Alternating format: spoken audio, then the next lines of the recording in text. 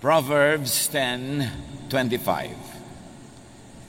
When the storm has swept by, the wicked are gone, but the righteous stand firm forever.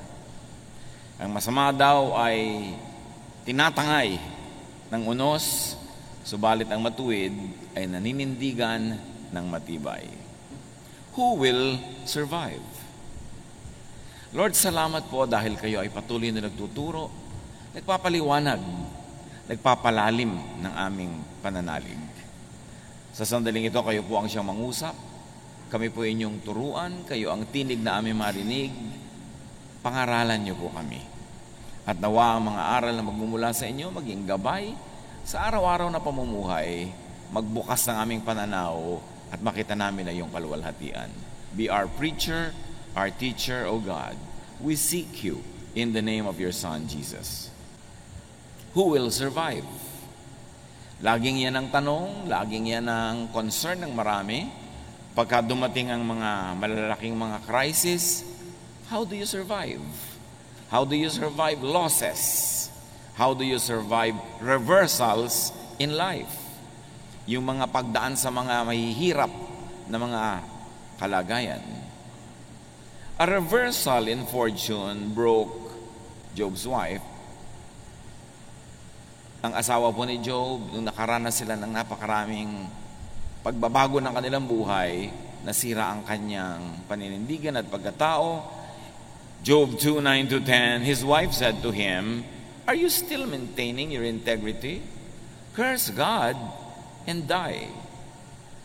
And this happens because changes break or make people. Pwede ang pagbabago ay makabuo o makasira sa tao. Changes could really make or break people. And in this instance, the wife of Job was broken. Meanwhile, the same reversal made Job. Naghirap sila, nakaranas ng mga karamdaman si Job, subalit lalo siyang nabuo. He replied to the wife, "You are talking like a foolish woman. Shall we accept good from God and not trouble?" In all this, Job did not sin in what he said. So changes can break or make people. The wife got broken, Job got and become more whole. Because the same heat that melts the wax hardens the clay. Yung mga pagsubok na dumadaan sa person na 1, pwedeng siya ay magiba. Meron namang si person 2, lalong tumibay. The same pagsubok. But whatever and however we react, there is something that is sure. Life can be full of changes. Nagbabago ang takbo ng buhay. Hindi ko mo maginahawa ay laging maginahawa, at hindi rin naman ko mo mahirap ay laging mahirap. Hindi dahil laging masaya, puro saya, hindi rin naman puro lungkot. Gumugulo nga, sabi nila, itong wheel ng buhay. At hindi mo alam kung anong pwede mangyari. Pwede ang saya mo ngayon, bukas mas masaya pa. Tapos sa susunod, mas higit pang masaya, o kaya masaya ka ngayon, bukas pa na malungkot. Proverbs 27:1, you do not know what a day may bring. Walang nakakaalam. Hindi mo alam kung gaano kahaba ang buhay. Sabi sa Luke 12:20, but God said to the foolish man, "You fool, tonight you will die. Then who will get what you have stored up?" Puro ka ipon ng ipon, puro ka payaman ng payaman, nalimutan mo ang ibang mahalaga sa buhay. Kung nabawian ka ng buhay ngayon, sino makikinabang sa pinaghirapan mo? Bakit hindi mo pinakinabangan ang pinaghirapan mo? Iba lang ang makikinabang niyan. Hindi natin alam kung ano ang kasunod ng oras na ito. Because change keeps happening. Laging nagbabago. But though some details change, some general factors, some general configurations do not change. Merong sobrang nababago, meron ang liit-liit ng pagbabago. Tulad ng nakaikot na sa orasan ng buong 360 degrees yung kamay na pang seconds, pero yung kamay na pang minute, 1 degree pa lang ang ginalaw nun. Kapraso pa lang ginalaw niya.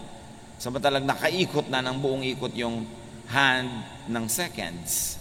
Meanwhile, nakaikot na ng buong ikot yung hand for minutes, kapraso lang ginalaw nung for hour. Ganun. May mga malalaki, may mga maliliit na nangyayari, pero laging may nangyayari. Ecclesiastes 1, 5-7. The sun comes up, the sun goes down, it hurries back to where it started from. So you think nothing changed, but the position of the earth has changed in relation to the sun, and the position of the sun had changed in relation to the entire galaxy. Maraming pagbabago, maliliit at malalaki. The wind blows south, the wind blows north, round and round it blows, over and over again. Iyan ang isang nature ng kalikasan, paulit-ulit. All rivers empty into the sea, but it never spills over. One by one, the rivers return to their source. Ang lahat daw ng tubig ng mga ilog ay pumupunta sa mga dagat, nagiging maalat, mag-evaporate, magiging ulap, uulan uli, magiging fresh water na naman sa mga ibabaw ng bundok, pupunta na naman sa ilalim ng lupa, magiging spring, tapos lalabas sa mga ilat, sa maliliit na mga batis, hanggang maging ilog uli, paikot-ikot ang tubig. Nasabi nila, wala ni isang patak ng tubig na nawala o nadagdag dito sa ating planeta mula no ito'y nilikha. Ecclesiastes 1:4, generations come and generations go, but the earth remains forever.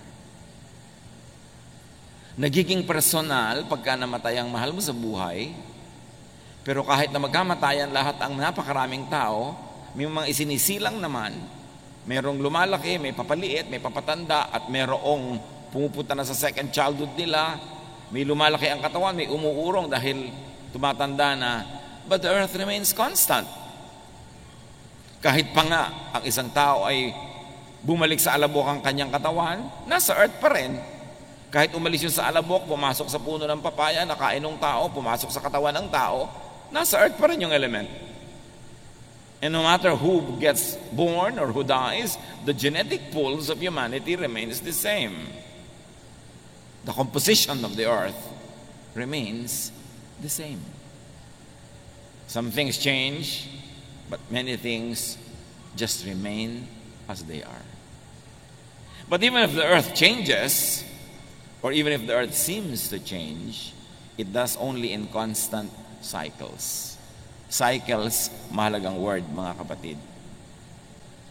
Kuminsan, sinasabi mo, ay, papaginaw na doon sa mga panahon na lugar na may winter.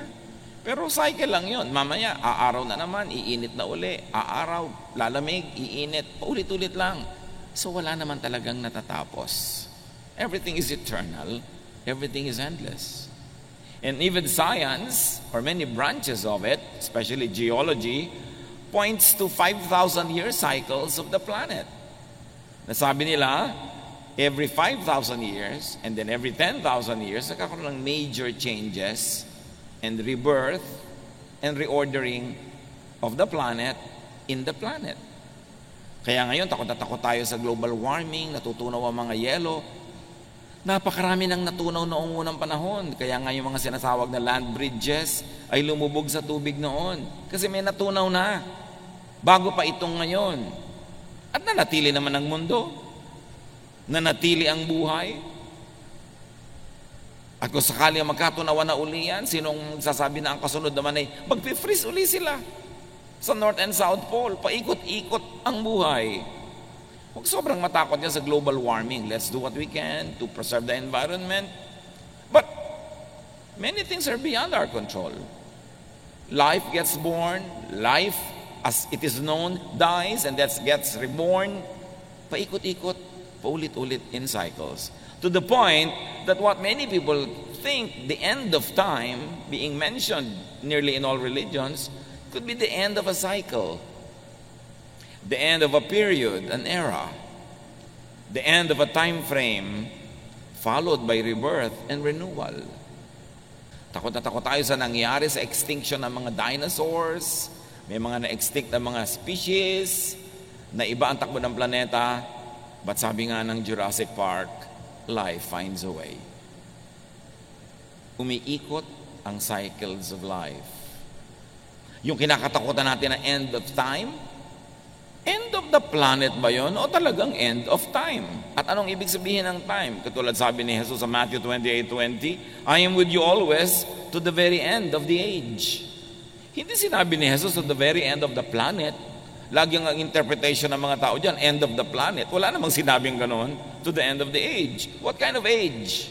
Maybe the age of the temple worship, or the age of the birth of the church, the age of the difficulties that Rome would bring to the people of the world. What kind of age is that?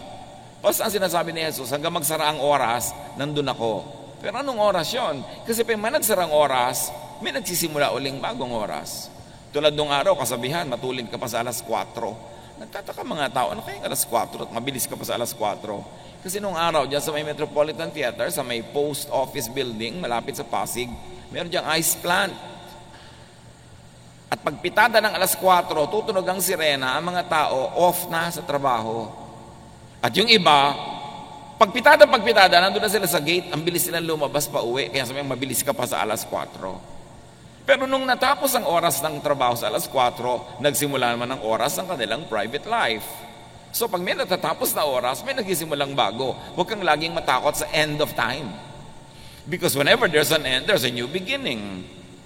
1 Corinthians 10:11, these things happened to them as examples and were written down as warnings for us, on whom the culmination of the ages has come. Kita nyo sa Corinthians, sinasabi, ito isinulat para sa atin, babala sa atin, sa panahon natin, dumating na ang end of time. 2,000 years ago na yan Ibig sabihin, yung end of time na yun, hindi end of all time and of the planet, end of some time that was known to them. A kind of epoch, a kind of era, a kind of period characterized by certain qualities that would end because other qualities would be born.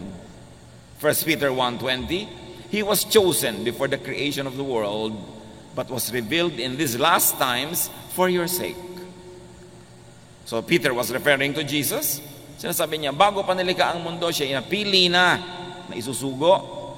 At ngayon, isinugo na ngayong mga huling araw. Again, 2,000 years ago na yung mga huling araw na yon. So yun ay mga huling araw ng ano? Huling araw ng Judaism? Huling araw ng rule ng Rome over Israel? Huling araw ng ano? Pero hindi sinabing kahuli-hulihan ng lahat-lahat ng panahon. Which of course, religion sometimes misreads, misinterprets, and scares everybody with it. Acts 2:17, in the last days, God says, I will pour out my Spirit on all people. Dumating ang Espiritong Banal, napuspos ang mga alagad ni Jesus na nagtitipon-tipon sa isang kwarto. At nung sila'y puspusin ng Espiritu, naglabasan sila speaking in various tongues in many different languages. At nung ipinapaliwanag ni Pedro yung phenomenon na ito sa mga taong hindi nakakaunawa, sabi niya, hindi ba? Sabi ni Prophet Joel, in the last days, God will pour out His Spirit on all people. Heto na yun, nangyari na. God poured out the Spirit and these people are speaking in the Spirit. Pero yung tinutukoy na yun ni Pedro, Acts chapter 2, happened 2,000 years ago. Yun na pala yung last days. E di kung last days yun, dapat wala nang today. Ibig sabihin, last days yun of something, of a period. And in fact, it could be read as last days of being governed by the law of Moses, because now they would be governed by the law of love through the Spirit. So, days ended, the days of Moses, and the beginnings of Jesus, the Jesus time for His church began. If you like to read it that way. So, wag lagi tayong natatakot sa mga end, sa mga changes. Tulad ng meron tayong mahal sa buhay, matatapos ang kanyang buhay dito sa lupa, siya ay malalagutan ng hininga, hindi yun nakakatakot kasi pagkatapos ng panahon na yon, may bagong panahon na magsisimula sa kanya. Because everything repeats. Everything runs in cycles. Life is indestructible. Tuloy-tuloy ang buhay. Naiiba lang ang ating consciousness. 1 John 2:18, this is the last hour. And as you have heard that the Antichrist is coming, even now many Antichrists have come. This is how we know it is the last hour. And again, this was written in the first century. As sinasabi ni John, ito na yung last hour. End of the world? No. End of a world. A certain world as people lived it. As people knew it. As people defined the world by. That hour of end had come. The beginning of the age of the Spirit became very, very clear. 2 Timothy 3:1, but mark this, there will be terrible times in the last days. And if you like to look at the history of Israel, the context of all of these writings, those last days were the last days of Israel as a nation under the temple, because Rome destroyed the temple and Jerusalem and dispersed all the Jews. So that age ended. Not the world, not the planet. So changes. Huwag tayong matakot sa change. Hindi naman natin kayang pigilin. Ayan, ang mga anak mo lumalaki na. Daddy, hindi na tayo ang kausap ng mga anak mo kung sino-sino na ang kausap sa text. Darating eh. Kaya naman dapat yung mga bata marunong mag-assure sa mga magulang na bagamat nagkakaroon ng mga kaibigan, may mga iniibig-ibig sila dyan, na yung magulang nila, priority pa rin mahal nila para hindi matakot yung mga magulang sa change. Lalo pag may mga anak na nag-asawa, biglang ang tao na lang sa mundo yung asawa niya. Nakalimutan na yung magulang. So, merong time na nag-change, nag-end. What was that? Nag-end na ang panahon na anak natin siya. Naging asawa na lang siya ng iba. So, dapat yung ganun mga kind of changes, kinukusyon natin yung impact at binibigyan natin ng assurance ang mga stakeholders in our lives na tuloy ang buhay. May naiba lang na elemento, a certain element of that world ended, but a new world begins. Dati, ako lang po ang anak nyo, ngayon nag-asawa na ako, dalawa na kami. Hindi nyo siya naging kahati sa aking pagmamahal, kundi naging katulong ko pa sa pagmamahal sa inyo. Dapat ganun yung mga assurances para hindi natatakot ang mga tao sa change, kundi nagiging beneficial pa nga yung change. Ecclesiastes 3:1, there is a time for everything and a season for every activity under heaven.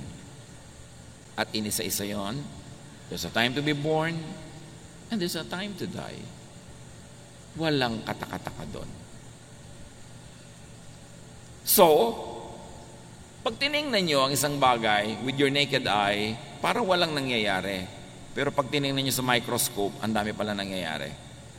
Kahit yung kalangitan, pag tinignan nyo with the naked eye, parang the same naman lahat. Pero pag nag-telescope ka, ang dami pala nagagalawan dyan, ang dami mga nangyayari. So nasa pananaw lang natin yan. Kailangan nakikita natin, na-appreciate natin ang mga paggalaw ng mga planeta, ang paglubog ng araw, dahil para sumikat uli siya, from the point of view, of course, of the rising and the setting of the sun. But life is about change and also non-change. Some things change, some things do not. When change comes, those with set ways will be unable to bend with the wind. Ang mga sobrang pinanigasan na ang paraan ng pag-iisip, ayaw nang baguhin. Pinanigasan na ang paraan ng pamumuhay, ayaw nang ibahin. Pag dumating ang pagbabagong hindi maiiwasan, hindi sila makayuko sa ihip ng hangin tulad ng kawayan, pwede silang mabali o matumba pag-ihip ng hangin. Kaya matibay ang kawayan, anumang bagyo, yumuyuko lang sa hangin, sumasayaw, pagkatapos ng hangin, tayo uli. Pero yung mga nagmamatigas, yung mga sobrang titibay daw na puno, pag mas matibay yung hangin na dumadaan, nabubunot sila o natutumba o nababali. Ganon din ang tao.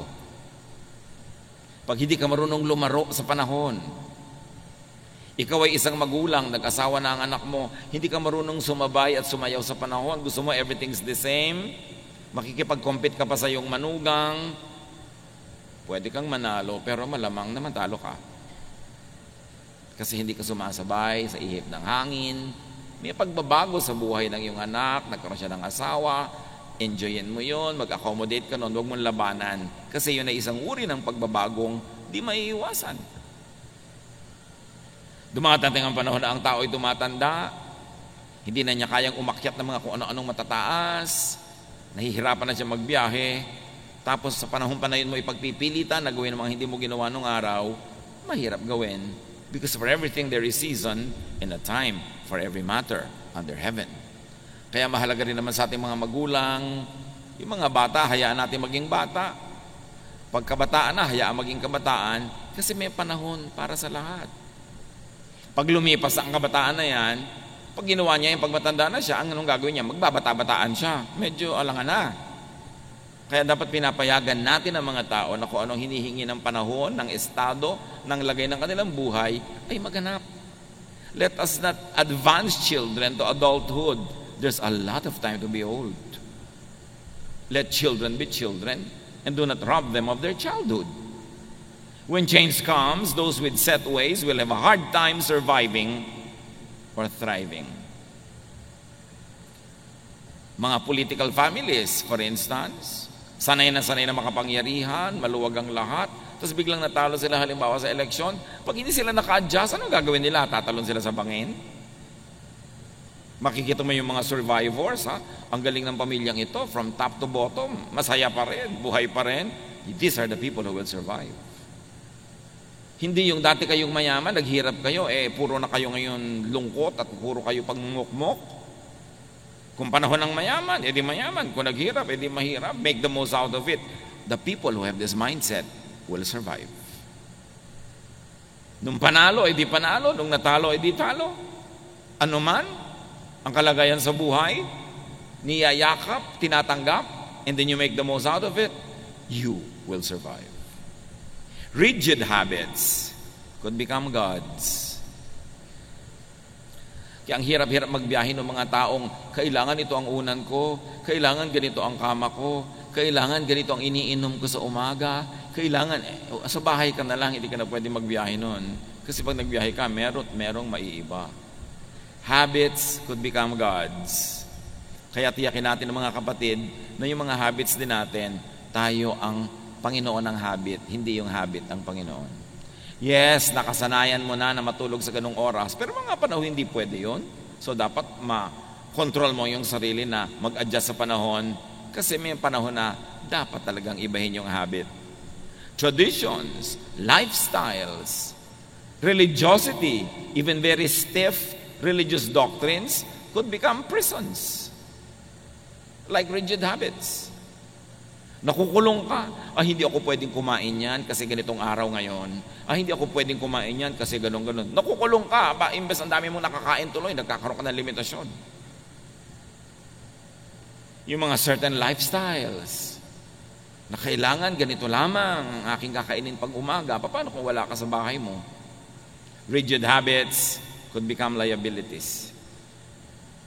Imbes yan ay maging katuwang mo sa pagpapasaya ng buhay, magiging amo mo. At mahirap sumaya pag maraming amo. Yung taong madali mag-adjust, yan ang taong liligaya.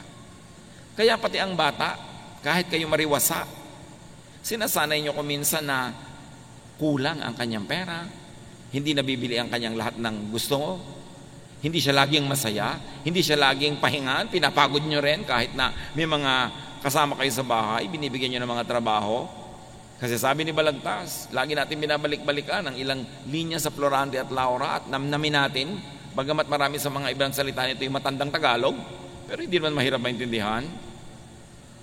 Ang taong magawi sa ligaya at aliw, mahina ang puso't lubhang maramdamin.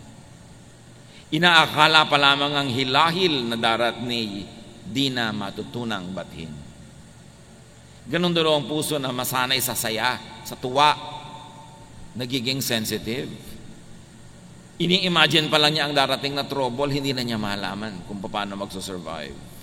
Para ng halamang lumaki sa tubig. Dahoy nalalanta, munting di madilig. Ikinaluluoy ang sandaling init. Ganyan din ang pusong sa tuwa'y maniig. Yan daw, puro sanay sa saya, sa ginhawa, parang halamang babad sa tubig. Subukan mong mawala yung tubig, tuyo agad. Mabuti pa yung cactus, kahit isang linggo ng tuyo, buhay pa rin. Kasi sobrang nasanay sa ginhawa. Sabi nila, ibang-iba na mga bata ngayon. Pero ang totoo, ibang-iba ang mga magulang ngayon. Sobrang magpasunod. Yung tatay at nanay sa umaga, yuyuko na sila sa lupa dahil lalabas na ang anak nila sa kwarto. Sambahin ang anak. Napakaraming ganon. Munting kahirapay, mamalaking dala. Dibdib palibhasa, di gawang magbata. Hay bago sa mundo'y walang kisap mata, ang tao'y mayroong sukat ipagdusa. Galing ni Balagtas. Sabi niya, hindi ka sure. Isang kisap mata o kalahating kisap mata pa lang, kalahating kurap mo, pwedeng maiba ang iyong fortune, maiba ang iyong buhay. Mahal ng magulang yung anak, yung dalawang mag-asawa, sa isang aksidente, bigla silang namatay sa bahay. Paano natin si spoiled brat? Magulang lang nagtsatsaga sa mga spoiled. Babatok-batuka lang yan ng mga tiyo-tiya nila pagka bigla nilang kailangan alagaan yan dahil pinalaki nyo sa sarap. Kailangan sinasanay. Ang bata, tinuturuan mo makisama. Pag kumakain sa inyong bahay, magligpit ka, o may nalaglag, linisin mo yan. O huwag mong itapon-tapon yung mga sabaw dyan. Kasi oras na kumain sila sa bahay ng iba, lalo yun ang mag-aalaga sa kanila dahil nawala kayo sa mundo, kakainisan niya mga yan, yung mga batang yan, pag hindi sila marunong makisama, pag hindi sila marunong maglinis, pag hindi sila marunong tumulong. So train them for their own survival. Because life can change. Reversals can happen. Fortune could become misfortune. At habang lumalaki naman ang mga bata sa hirap, turuan nyo rin naman na kumain ng tama, humawak ng mga kubyertos ng tama, dahil baka naman sakaling umasenso ang inyong buhay at makarating sila sa maraming mga magagandang mga pagtitipon, kung kumakain sila na parang sa labusab, di syempre, nakakadirihan naman sila. Sanayin mo rin. Dahil ang kahirapan naman, pwede rin mabago baka umasenso din. Malamang, lalo ko ang tao'y naghahanda sa pagbabago. The righteous, meaning the wise, adapts to changes. Importante yan. Pag sinasabi sa Bible na righteous, ang madalas doon, hindi ibig sabihin religious morality. Ang ibig sabihin ay pakikitungo, pakikipagkapwa na mabuti. So the righteous, the wise, adapts to changes. The righteous and the wise trains for changes. Proverbs 22:3, a prudent man sees danger and takes refuge, but the simple keep going and suffer for it. Now the simple means the foolish in this particular usage. Ang matalinong tao, nakikita niya sa bandaron may panganib, umiiwas na siya agad. Good leaders, pag gumagawa sila ng desisyon, alam nilang pag itong ginawa ko desisyon sa banda doon, yun ang magiging problema nito. Ito, pag itong ginawa ko sa banda doon, yun ang magiging problema. May foresight. At habang maaga, iniiwasan yung pwede maging problema sa pamamagitan ng paggawa ng tamang desisyon ngayon. Luke 12:54-55, he said to the crowd, Jesus that, saying, when you see a cloud rising in the west, immediately you say, it's going to rain. And it does. And when the south wind blows, you say, it is going to be hot. And it is. So read signs of change and adapt. Meaning the wise, the righteous, the godly knows and respects God. And therefore the wise, the godly harness the laws of God and nature. Hindi ka lumalaban sa kalikasan, sumasakay at sumusunod ka. Ayaw mong anurin ka ng baha, at yung may malaking baha, huwag kang tumira sa tabi ng ilog. Ayaw mong abutin ng baha ang iyong sahig, itaas mo. Ayaw mong tamaan ng hangin ang iyong bahay, doon ka sa gilid ng mga bundok na may babangga sa hangin at hindi yung bahay mo. Igalang ang kalikasan. Romans 1:20, For since the creation of the world, God's invisible qualities, His eternal power and divine nature have been clearly seen, being understood from what has been made, so that people are without excuse. Wala daw excuse sa mga tao kasi ipinakilala ng Diyos ang sarili niya sa pamamagitan ng nilikha niya. So you want to know God? Know nature. You want to obey God? Obey the rules of nature. Because God is the author of natural law. Yun nga maraming religious laws, hindi mo pa sure kung God ang gumawa o priest lang o pastor lang o religious leader lang. But the law of nature, only God can make nature, so sure ka na God ang gumawa ng law of nature more than any other law made by humans. Kaya sabi, gusto mong lumigaya sa buhay, tignan mo ang mga ginawa niya at sundin mo ang natural law. Who will survive? Those who will survive are those that face, welcome, embrace, ride the waves of change.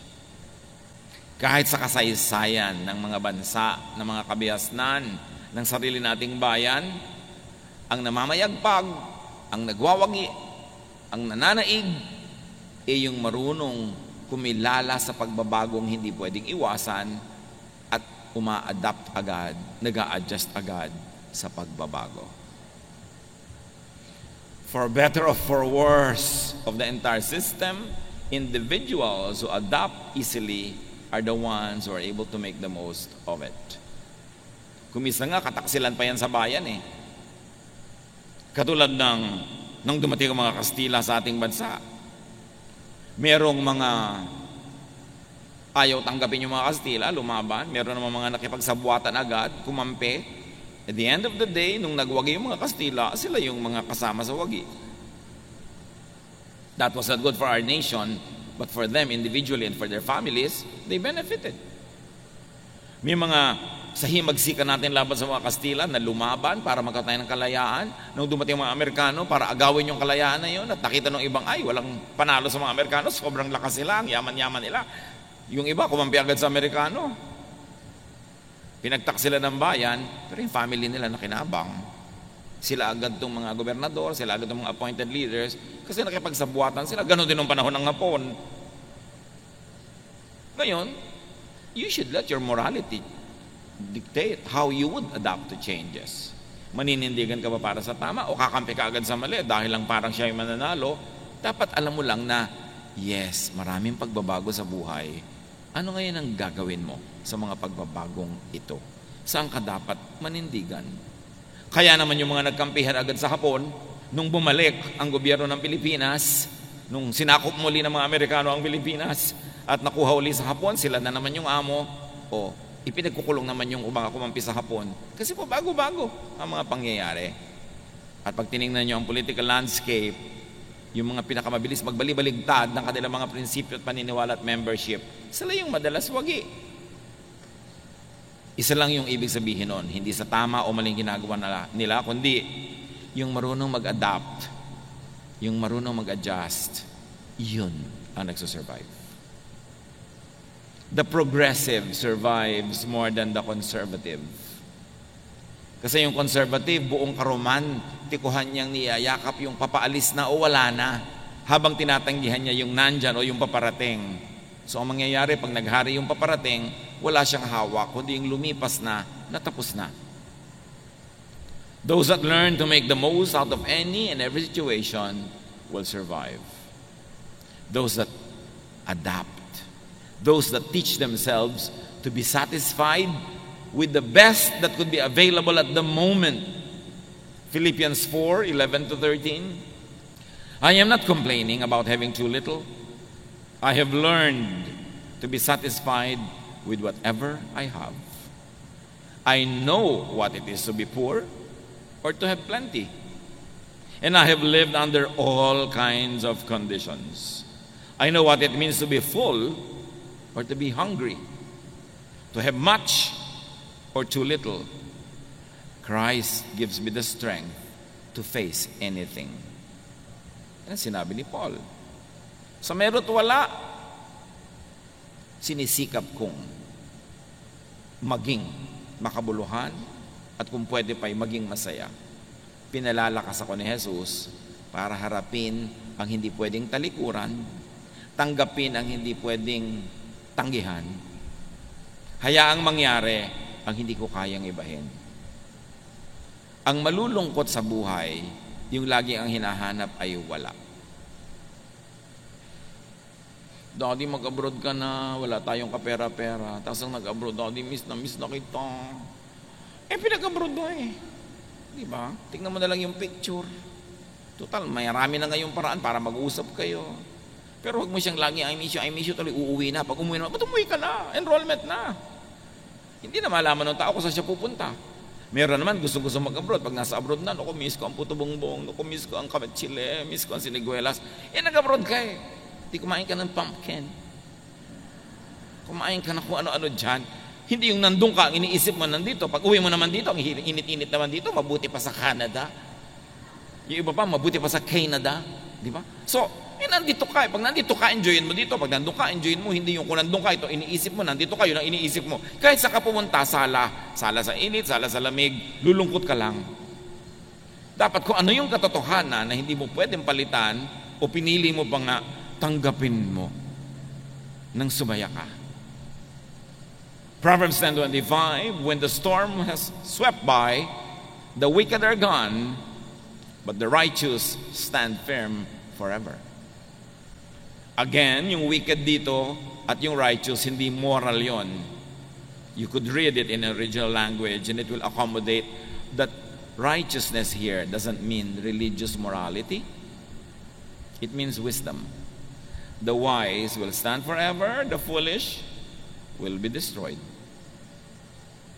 And wisdom is being one with time, in unison with creation, with nature, with the season. Kung ano yung panahon, yun ang tanggapin mo at sikapin mong maging masaya. Proverbs 26:13, the sluggard says, there's a lion in the road, a fierce lion roaming the streets. Yung daw tamad, yung mabagal, yung patay-patay, may nakitang leon na nasa kalsada, sabi niya, ay may leon, nakakatakot na leon, pero wala naman siyang ginawa. Tapos lalabas pa siya, nakain siya tuloy ng leon. Dapat may ginagawa ka. Huwag mong tatanggapin ang sitwasyon na gano'n na lang. Huwag mo sasabihin, ganyan lang talaga yan. Kasi pag ganyan lang talaga yan, sinabi mo na, ibig sabihin, wala kang babaguhin. Dapat pag hindi maganda ang sitwasyon, hindi mo sinasabing ganyan lang talaga yan. Ang dapat mong sabihin, dapat hindi ganyan. At may gagawin tayo para maiba yan. Then may iba mo ang iyong buhay. Pero yung naku, wala akong magagawa. Sa salita mo pa lang, nag-decide ka na walang magagawa. Ano pang magagawa mo sa tunay na buhay? Dapat sabihin mo, no, may magagawa tayo para ibahin yan. Para maiba mo ang iyong buhay. Pero pag nagawa mo na ang lahat ng kayang gawin, sagad na, nando na, wala ka nang ibang pwedeng gawin, tanggapin mo na and be happy with it. That's how you will survive. Ecclesiastes 7:10, do not say, why were the old days better than this? It is not wise to ask such questions.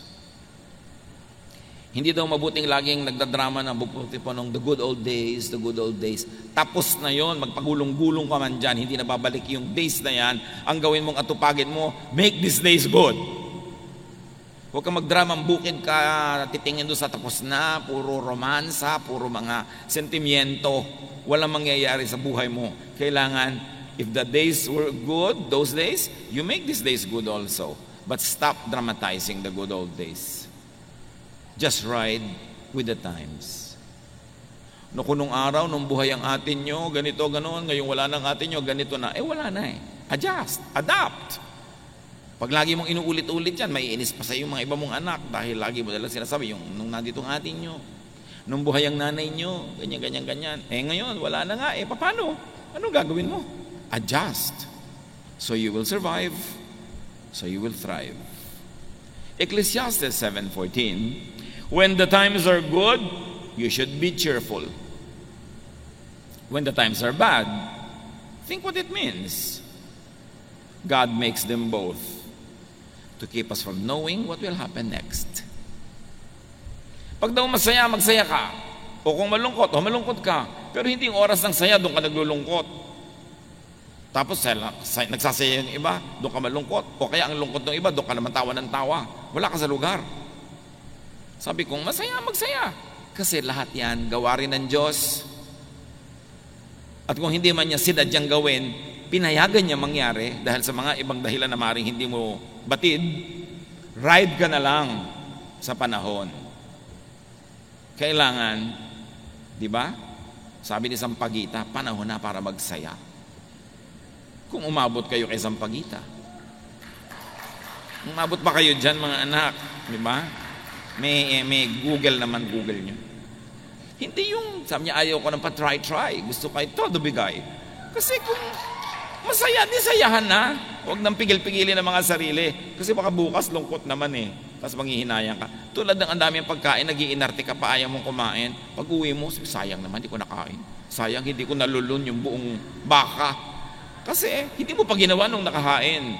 Kung ano yung meron sa iyong kamay ngayon, yun ang enjoyin mo. Just make the most of time, make the most of opportunities. Paano mo haharapin ang mga panahon ng lungkot? Paano ka maghahanda sa mga panahon ng hirap? Habang pwede, magsaya ka. Habang pwede, mag-impok ka. Enjoyin mo ang kariwasaan. Para kung dumating yung kahirapan, your memory will make you go through the difficulty. Yung mga saya na inabot mo, yun ang magiging baon mo sa madidilim, malulungkot na mga araw na darating sa buhay. Kaya yung may opportunity to be happy, take it. Because there will be days of sadness. There will be days when there's nothing you can do but accept it. Psalm 90 verse 12, teach us to number our days, that we may gain a heart of wisdom. Turuan niyo po kaming bigyan ng katuturan ang bawat araw na dumadaan sa aming buhay. Huwag masayang ang oras.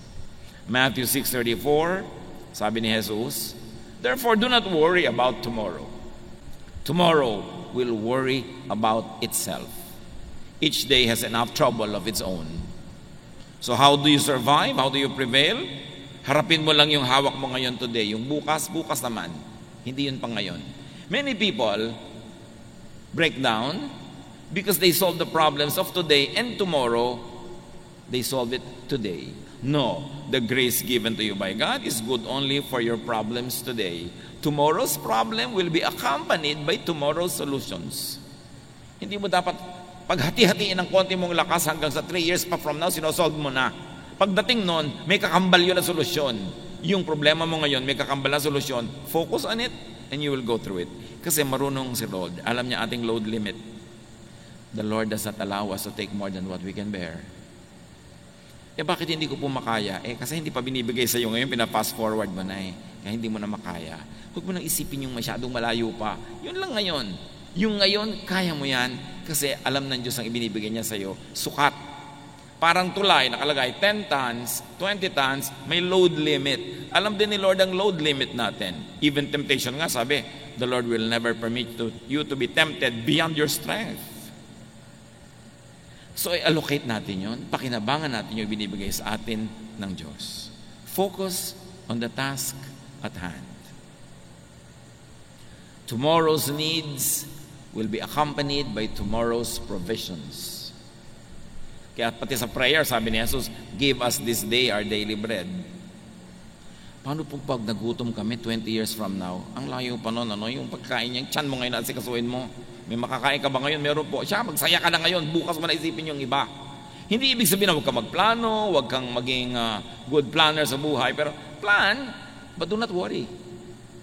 Plant, so that tomorrow you will harvest, but do not dig today what you plant today to see if it is growing. Leave it alone. Go back to it tomorrow. Lahat may panahon. Face challenges one at a time. That is how you survive. Nakita nyo ang tulay, ang load limit, 10 tons. So pag may dumadaang truck na 10 tons, kaya niya. Pero yung 3 truck na sabay-sabay na dumaan doon, guguho. Kasi hanggang 10 lang Tayo din may limit. So face your challenges one at a time. Huwag niyong pagsabay-sabayin. At ang madalas magpahirap sa atin na nagsasabay-sabay ang problema ay ating guni-guni, ang ating imahinasyon. Pag inisip na natin lahat, sabay-sabay na darating yan, para na tayo magigiba. Pero hindi natin naiisip yung kasabay na solusyon pag dumating yun. survive, thrive, and very importantly, train children to survive. Practicein nyo silang mahirapan. Practicein nyo silang makisama. Hindi kayo nakakatiyak na laging kayo ang magiging kasama nila. Turuan nyo sila sa hirap at ginhawa para maging sanay sila anong nang dumating sa buhay, at whatever happens, they too will survive. Salamat, Panginoon, dahil binibigyan nyo kami ng survival blessings, survival mechanisms. Teach us na ayusin namin ang pag-iisip namin, not to fast forward problems, but to face them when we get to there. Turuan niyo po kami, Panginoon, na yun lamang ngayon ang aming asikasuhin, at yung bukas, nandun pa rin kayo, magbibigay kayo ng mga blessing na tama sa mga pangangailangan namin sa kinabukasan. Pagbulay-bulayan natin ang lahat ng ito, hanapan ng personal application sa buhay. Lord, as your people bow in prayer, in silence, let your voice finish the message, customize it for each one, make it personal. Be with the Lord in silent reflection.